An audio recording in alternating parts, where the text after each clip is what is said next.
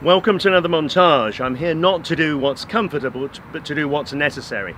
Patriotism and injustice, those two things, you'd think they would harmonize somehow as a dialogue, but we're now starting a new NFL season, and we have a default mode that's very, very different. Two sides. One that's feels they're disrespected because of the flag, they're patriots, and injustice, people calling to attention real societal issues that need addressing.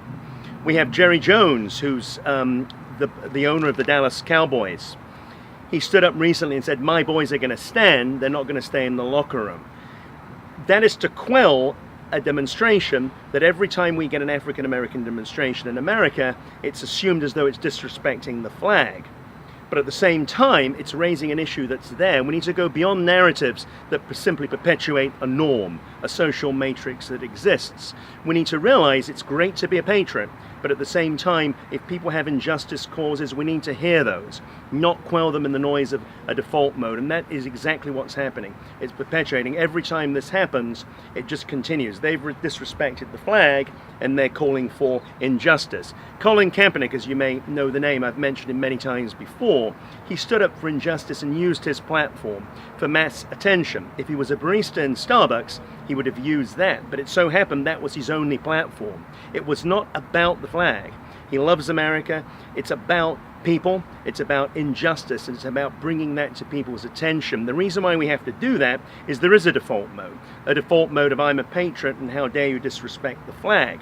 That is what we call implicit racism, and that's there in society. It's deeply ingrained through a culture, through our history, and we get offended every time somebody objects. We've got to realize we've got to break away from our own personal offense. They love the country, but at the same time you need to hear them for social issues. Colin Kaepernick went way beyond his football career. He was nominated as a finalist for the Time magazine. He was given the Muhammad Ali Legacy Award. This thing will not simply go away with a narrative, with really a fake narrative designed to maintain things the way they are. The way to do it is actually to address an issue, to solve an injustice, dysfunction problem. Thank you. Listen to this and let it challenge your mind. Even if you're feeling uncomfortable, that's a good sign, because it means we're going beyond that to be able to start a discussion. And comfortability will always precede dialogue. We need open dialogue. We need to open our hearts and minds to hear not from our agendas, but from real life issues. Thank you for connecting, and stay tuned. So patriotism and justice, those two things really are inseparable. Patriotism really is standing up for a country with rights, and a free and liberal country that embraces, I'm using the word all people. So those two things are inseparable, and yet we have that fight. We have the patriotism and the justice fight. We live in a country of stereotypes and profiles. People are profiled into a stereotype, meaning we look at one person and we naturally assume all of the people in a similar societal situation are doing the same things. And a stereotype profile really means it's a cookie cutter. It's a suitcase of thoughts that we adapt to fit social sects and classes and people.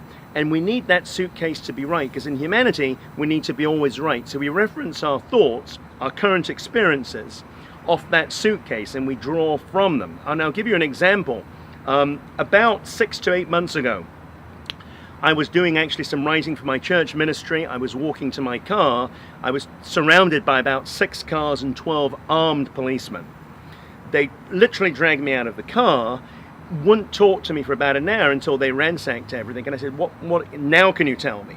Well, we profiled you and stereotyped you. You're driving a BMW and you look muscular in a track jacket. We thought you were a European gang leader.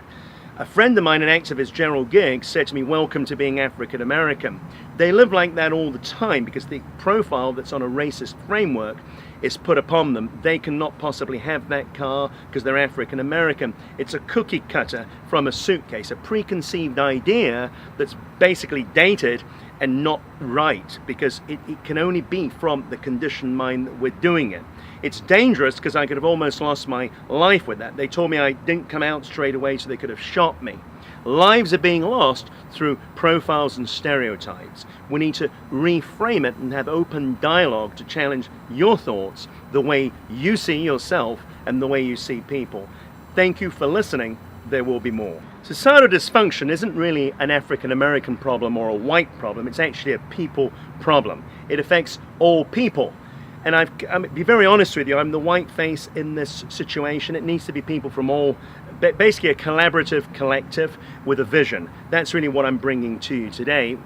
I'll be very honest with you, if you're a white person, if it doesn't affect you here, you tend not to care with it. You tend to go along with it. It's like if somebody has a broken leg or blood gushing out of their arm, unless it's somebody you care for, you tend to just go on with it. So very often, and I speak to a lot of white people, I speak to a lot of African American people. The African American people connect with me through the heart because they see that I see their struggle. So we need to see really the struggle of other people. We need to open our minds that it's not against white or black, it's against the behavior of some.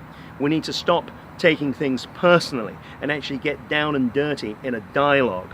When something doesn't affect you, you don't care about it enough to change it, but really it does affect you, because injustice against one person is injustice against all. If you're stymieing and limiting somebody else's life, it's impacting you, because they're obviously not happy, they're restricted. So it's impacting and really putting a stopper on how culture could be. So we need to go beyond that. Yes, it may not affect you, but you need to get out of that box and let it affect you. You need to let it sit. These words I've told you, let it sit and meditate a little bit and realize how it affects everybody. If one bird is injured, it impacts the entire flock. It's a short clip, this, but it's a powerful clip, and I want it to sit and resonate with you. Just hear it over and over again. Yes, I'm white. Yes, it doesn't affect me, but it actually does, because it's impacting millions and millions and millions of people, and indirectly it's actually affecting you, because one person is struggling. Really, we all struggle, because we all suffer from, we're all part of the same culture, same family, sitting around the same table, but with a dysfunction very often that we don't care enough to talk about or even think about. Thank you for listening. I'm speaking really to you today from a place of caring. I've been doing this for about 6 years, making it really my point to feel affected by this. I've been affected by it a long time ago, because I see a social need, and I see my ministry beyond the church. I see it as a need to actually fill a need that's very relevant to my time and culture, which is the social dysfunction culture. I look at social media over 6 years. I'm on Twitter. I see cameras being turned on and off by police, but also the cell phone, which is great, because sometimes we get footage that's uncensored.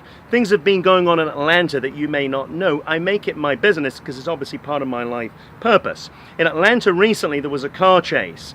There was an African-American gentleman who came out of his car. He kind of ran away from his car. A policeman, a very large built policeman, came over to him. Instead of even addressing him and asking him, look, I want to talk to you, he basically punched him as hard as he could, right in the jaw, right in the face. His mother came, and how dare you do that? He pushed his mother like a piece of garbage on the floor. There was then a brawl. Obviously, if you've been punched for no reason, really, really hard, and someone's just punched your mother to the floor, that is what we call thuggery. We used to have these lynchings against African Americans in the 50s and 60s. I'm going to be very candid with you. Came from slavery. They feared the blacks because originally they were captive from their own country to be indentured servants, indentured slaves, actually here. So the police thing came from, they had to keep the order because they were always trying to control them from escaping.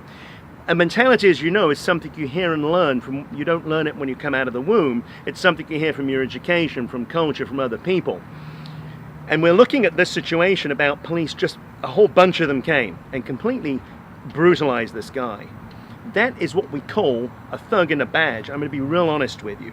They're out of control. I listened to the words, the way they were screaming. I got him, I got this guy, I got this guy. It's rage gone beyond, because there's no consequences. A lot of these guys get a tap on the back and a paid vacation in the Canary Islands, when really they should be fired and not permitted to be policemen. It's not against police. I know many police who are my friends, and I buy them coffee at the coffee shop.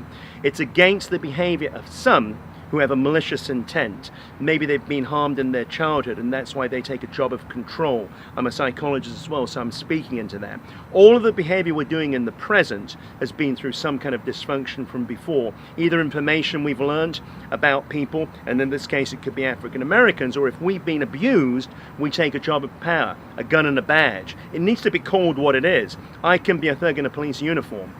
And I can still have the mentality of the 50s and 60s lynching, even though it was outlawed. It's like buying an Apple computer and putting the same software. My software is dysfunctional, so I put it into a new head, which is the computer hardware, but I'm operating from dysfunction. I'm being really real. It affects me, and I hope it affects you. I see tons of these videos. These are factual videos. I see them with Attorney Giggs's office.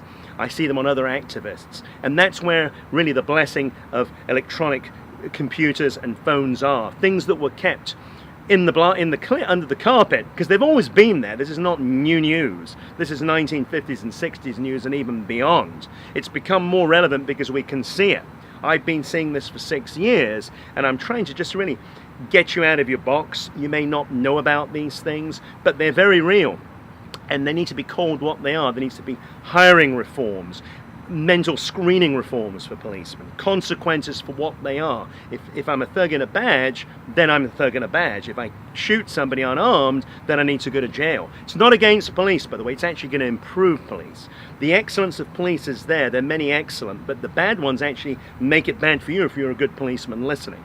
So the good policemen need to call out the bad, as well as the bad being called for what it is. I've been very candid with this one. You'll hear more about it. This is a prequel, but it's something very relevant to culture and needs to be discussed. Thank you for giving it your time. You may remember in the last montage we did a few weeks ago, we talked about Chiquisa Clemens. She was an African-American lady who was actually dining in a restaurant in Alabama.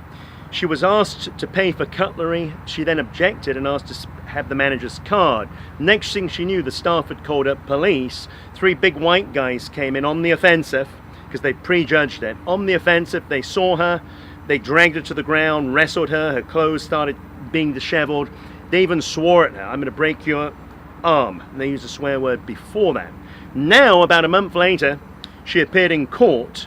She has 10 days in jail for resisting arrest, and I told you about resisting arrest in a previous montage I did. It can be pausing, but you're not prepared for that behavior. But it's a narrative police use in courtrooms to make it, you know, you can be shot. I was told this by a policeman: if you resisted us for a second, we almost shot you. You can lose your life just for being surprised. That's the narrative they use. So for resisting arrest and misorderly conduct, she has 10 days in jail. She now has not only to go through 10 days in jail, but she has a criminal rap record that's going to impact her even more. And this is how dangerous this paradigm and stereotype is, and the racial bias is. Someone's whole life's been impacted by asking for a business card, and I know if it was a white girl, I study hundreds of these videos, it'd be, "How can we help you?" I've seen a white guy spit at a police officer, and I've seen the police officer not react and gently held him and say, "We're going to cuff you now." I saw recently a video from Alabama. 2 policemen rushed up against an African-American guy, a jaywalker, and they picked him up without even speaking to him and slammed him to the rails. There's a big disparity between the way police whites and police African-Americans in America. They're taught to protect the whites, but they're taught to fear the blacks. It's our past history. And now we have somebody with a criminal record. It happens thousands of times. Someone whose life is impacted, who may not be able to get a job, someone who may suffer from mental problems, who may have health issues. That's why a lot of African Americans have health issues. They've had to go with this tension all the time. It can be really stopped. We need to examine the system. We have 813 judges roughly, and only about 104 are African Americans. You're 7 times more likely to get a criminal record in jail for something you haven't done, a crime you hadn't committed. And this is how serious this is. We also have 7 times more in most of America of African Americans getting convicted for crimes, and in Oklahoma and New Jersey, 10 times more. We need to go beyond that. We need to challenge. We need to have hiring reforms. We need to have mental screening for police officers, consequences for things being called the way they are, not being hidden by a narrative. They know the script really well. You resisted the arrest. The judge knows. It's a system they've used for decades. This is why we have so many African Americans that shouldn't be in jail. We have a lot of homelessness created because once you get a criminal record, not only does it affect you mentally, it also affects your potential. Again, this is just the beginning of something. I got to keep these montages short but impactful and informative. I enjoy doing them because it's a calling that I have to address something that's current and very relevant to our society. Again, thank you for listening. I appreciate you from the bottom of my heart.